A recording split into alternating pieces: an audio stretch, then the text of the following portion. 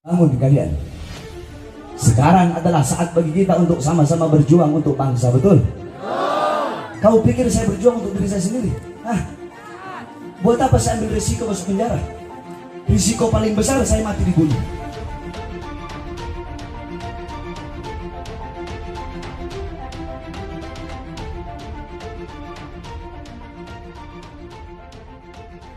Saudara-saudara sekalian yang dimuliakan oleh Allah Subhanahu wa taala, dalam kitab Khawashi Syarwani ala Tuhfatil Muhtaj.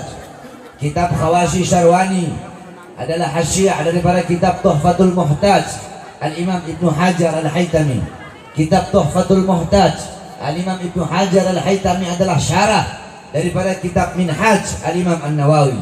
Dalam kitab tersebut qala muallif, inna afdhalal layali huwa lailatul maulidis syarif, thumma lailatul qadar, thumma lailatul jum'ah, thumma lailatul isra.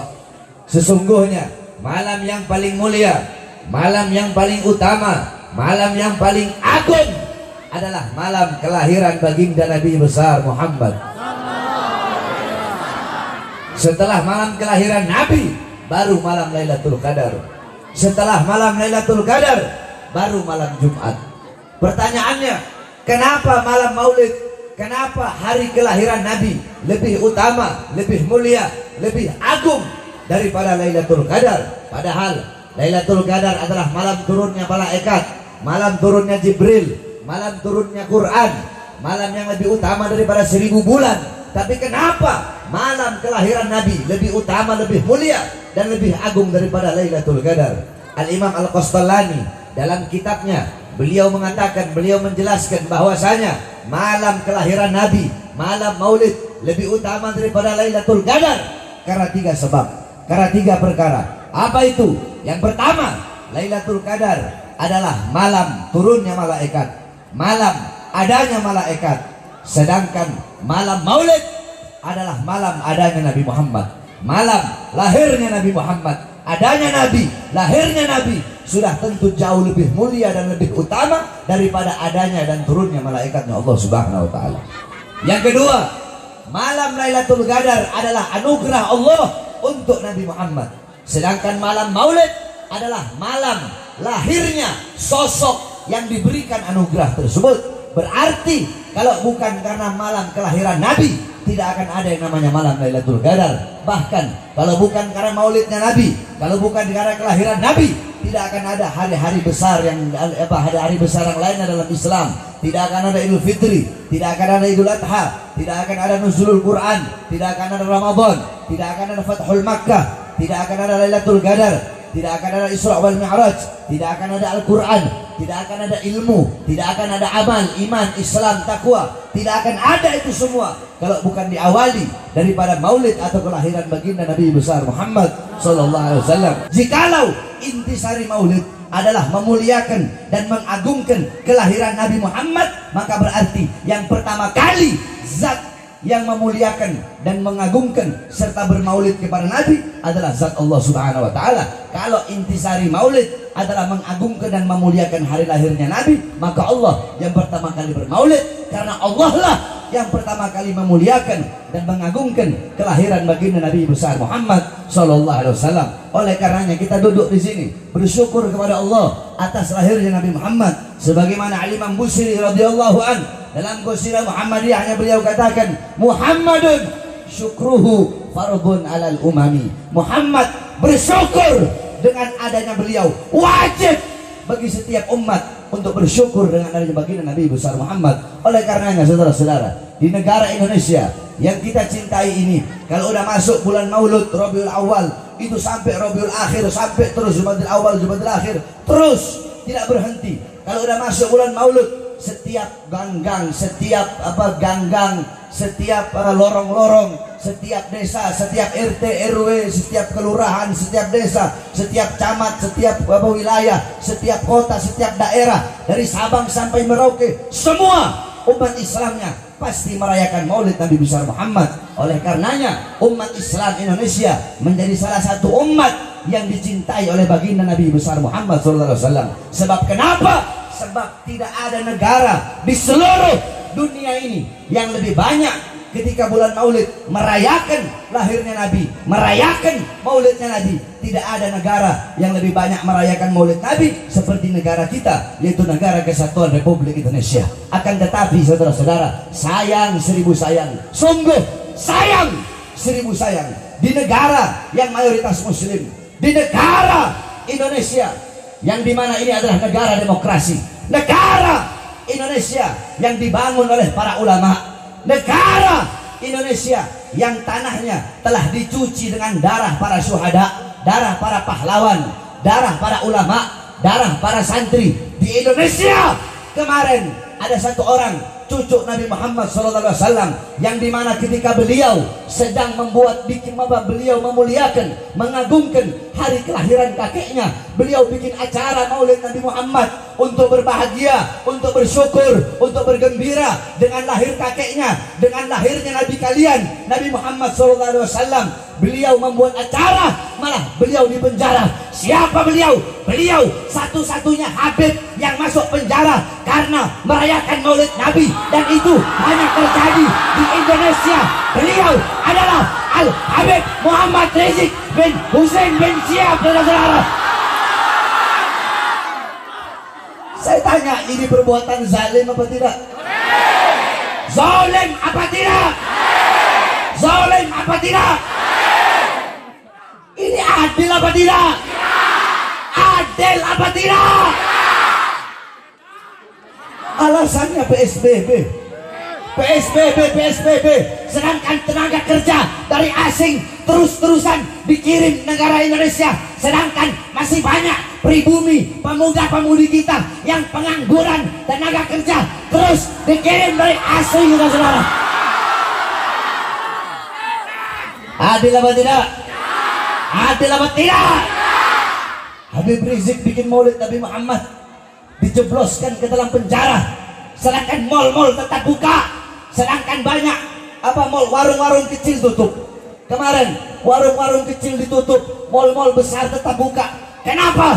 Karena warung-warung kecil milik rakyat Indonesia, sedangkan mal-mal milik asing, sehingga kita pribumi Indonesia menjadi budak di negara kita sendiri, saudara. Jadi pemerintah itu harus adil, betul? Betul?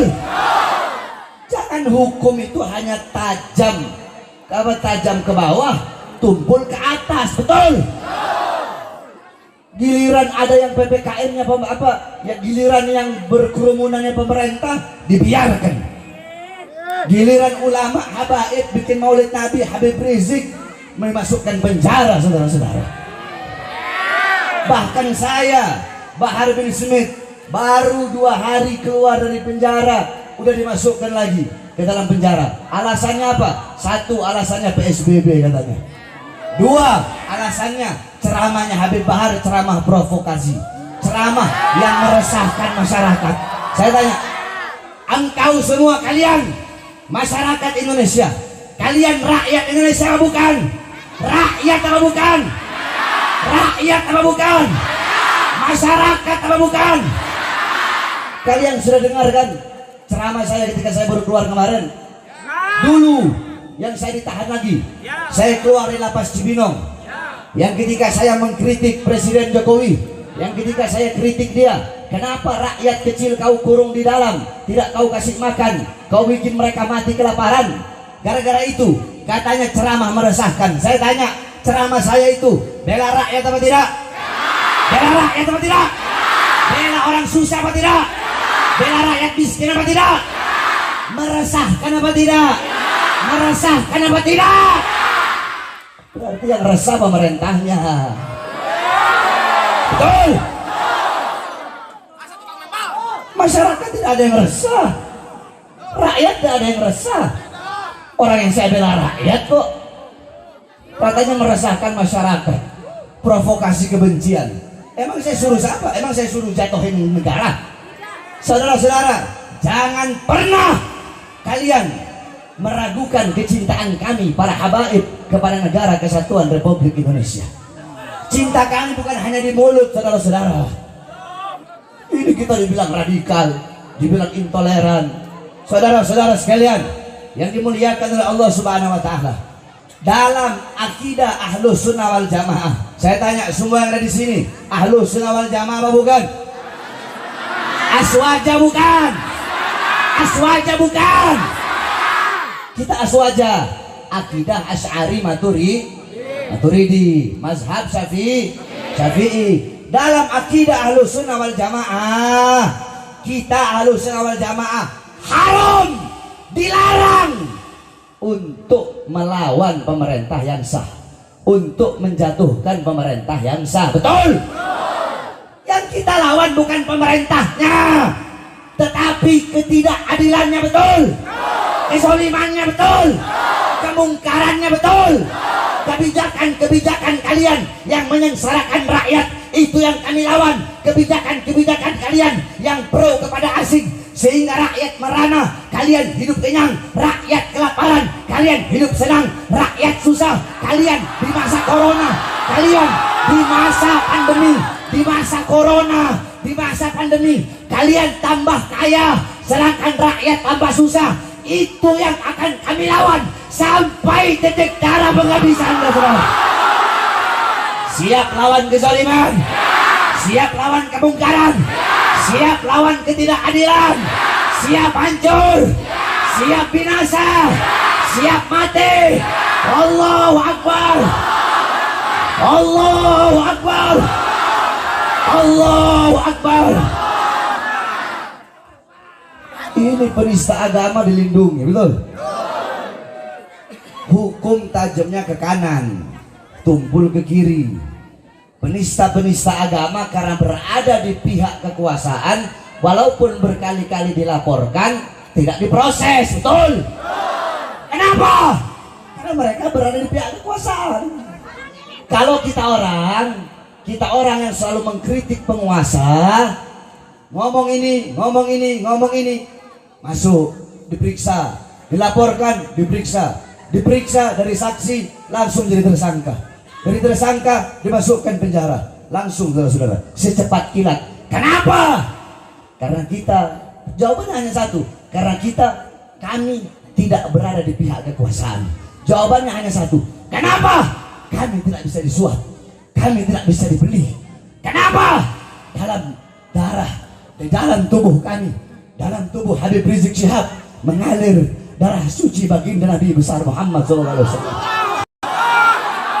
Kakek-kakek kami sudah biasa dibunuh, saudara-saudara, di penjara biasa kami. Kami punya kakek-kakek udah biasa dibunuh.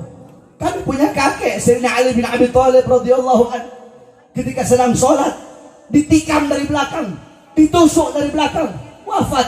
Kenapa beliau dibunuh? Beliau dibunuh, jawabannya satu, karena beliau yang berada di barisan paling depan untuk melawan para pemerintah yang zalim. Kami punya kakek Sayyidina Hasan radhiyallahu anhu. Sayyidina Hasan diracun, saudara-saudara, dikhianati oleh istrinya sendiri, diracun. Khalifah pemerintah ketika itu menjanjikan kepada istrinya Sayyidina Hasan, kalau kamu bisa membunuh suamimu, akan aku beri engkau kekuasaan. Ya khianati Sayyidina Hasan radhiyallahu anhu. Sayyidina Hasan makan suatu makanan yang ada racun, keluar semua isi perutnya, beliau wafat. Kenapa? Jawabannya satu, karena beliau yang berada di barisan paling depan. Untuk apa? Untuk melawan kezaliman para pemerintah. Beliau berada di barisan paling depan untuk menyampaikan kebenaran. Kami punya kakek Al-Imam Husain, Sayyidina Husain radhiyallahu anhu. Kakeknya kami para habaib, dipenggal kepalanya, saudara-saudara.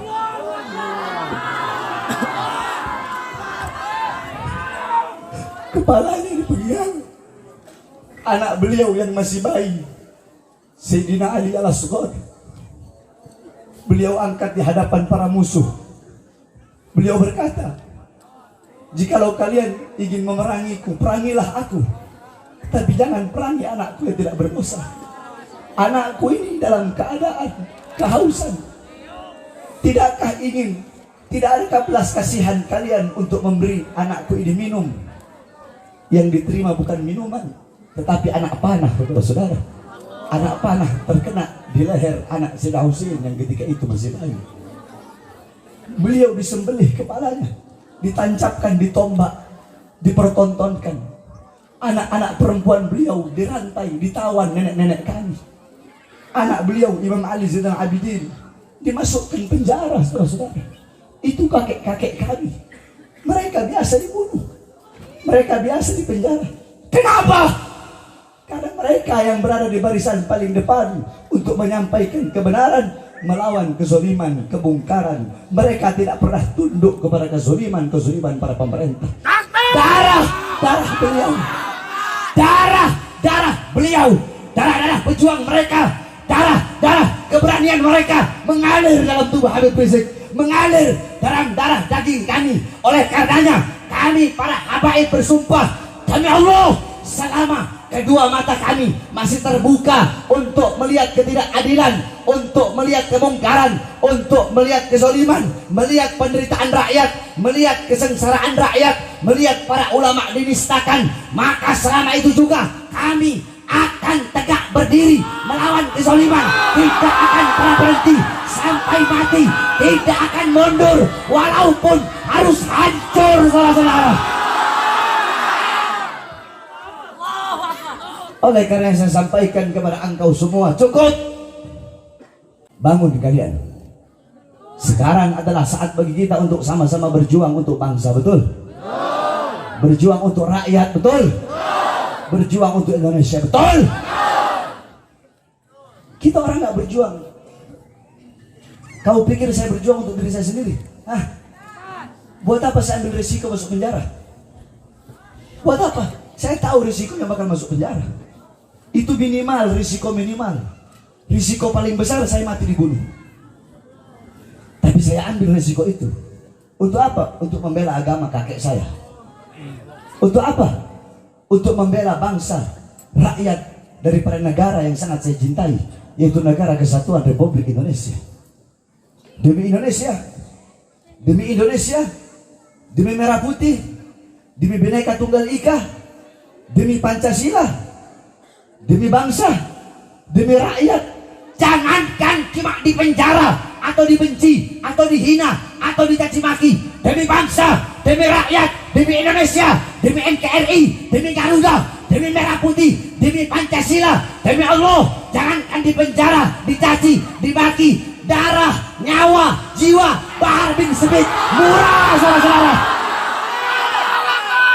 Nyawa jiwa saya murah demi bangsa, rakyat, dan negara Kesatuan Republik Indonesia.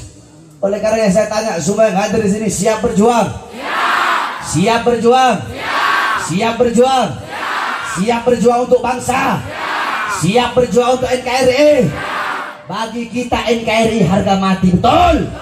NKRI harga apa? NKRI. NKRI. NKRI. Merah putih. Harga. Merah putih. NKRI. Pancasila. Bhinneka Tunggal Ika. Harga mati. Oleh karenanya jangan macam-macam. Para pemerintah, kalian para pemerintah, TNI kek, Polri kek, pemerintah dari RT, RW, lurah, camat, bupati, wali kota, menteri, presiden, kalian diangkat oleh rakyat. Anggota dewan, DPR, MPR, rakyat, kami rakyat Indonesia adalah ibu kandung kalian, betul? Kami rakyat adalah ibu kandung kalian. Seragam kalian, senjata kalian, tank-tank kalian adalah dari keringat kami, bangsa dan rakyat Indonesia. Oleh karenanya jangan macam-macam dengan kami rakyat Indonesia. Seragam kalian dari kami rakyat, betul? Dari kami bangsa, betul? Oleh karenanya kita doakan mudah-mudahan pemerintah kita ini jadi pemerintah yang baik. Jadi pemerintah yang jadi pemerintah yang benar. Yang tidak benar-benar, yang tidak benar Allah benarkan. Yang zolim-zolim Allah jadikan pemerintah yang adil. Kita berdoa kepada Allah Subhanahu Wa Taala. Kalau ada pemerintah yang zolim, mudah-mudahan kalau mereka nak mau bertobat, Allah hancurkan mereka. Allah binasakan mereka, saudara-saudara. Kalau ada yang tidak amanat, udah dikasih peringatan. Kau yang amanat, udah dikasih peringatan, tetap tidak amanat, udah didoakan, tetap tidak amanat. Ya kita doakan biar Allah hancurkan. Betul? Yang terakhir, kita doakan saudara-saudara kita yang dilanda musibah di daerah Semeru, saudara-saudara. Karena qala Rasul sallallahu alaihi wasallam, "Mathalul mu'min mathalul jasad, idza ishtaka minhu 'udwun tada'a sa'iril jasad bis-sahri wal humma." Kata Nabi, perumpamaan orang mukmin itu bagaikan satu jasad.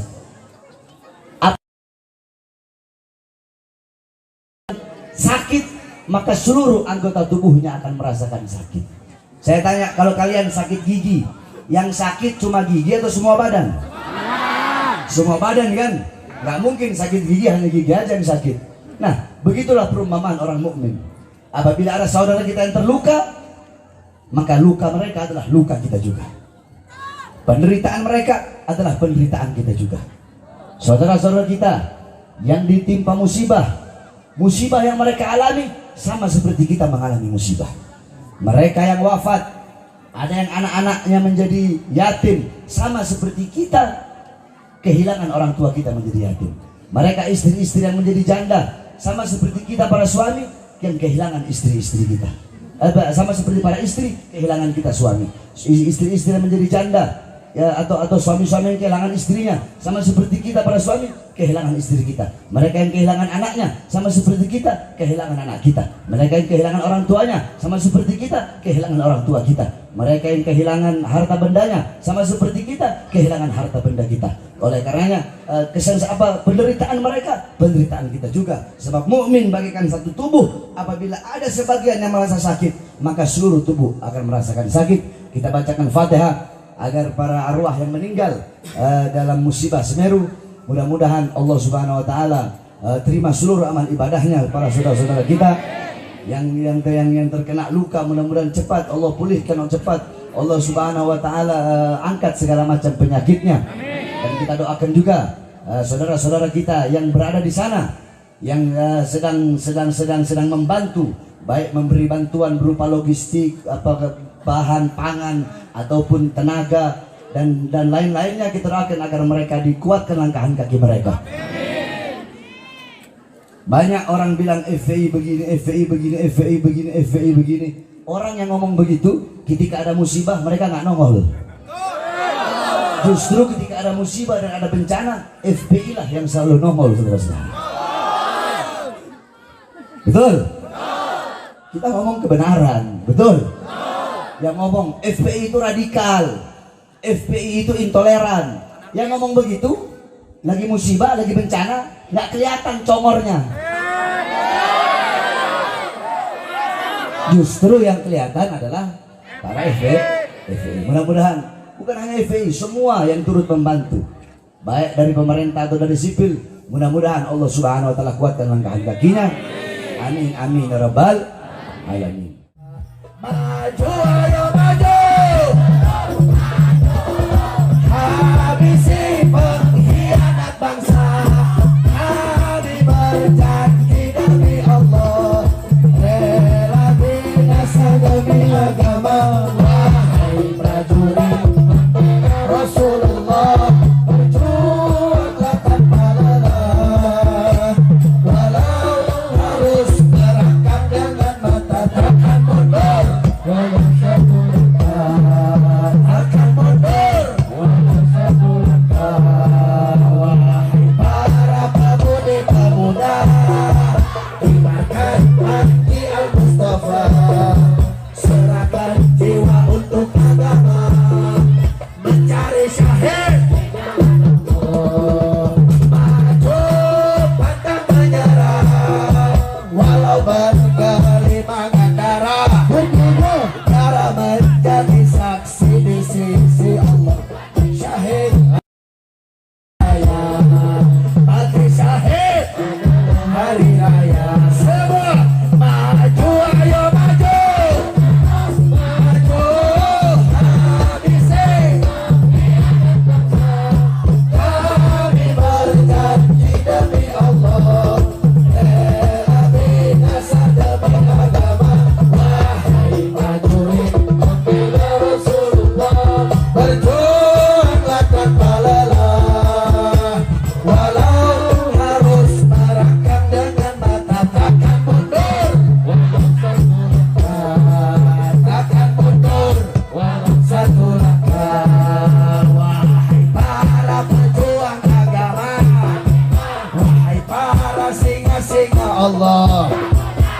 musuh sudah di depan mata, kejayaan menanti kita, kejayaan menanti kita. Lebih keras, wahai para pejuang agama, wahai para singa-singa Allah, musuh sudah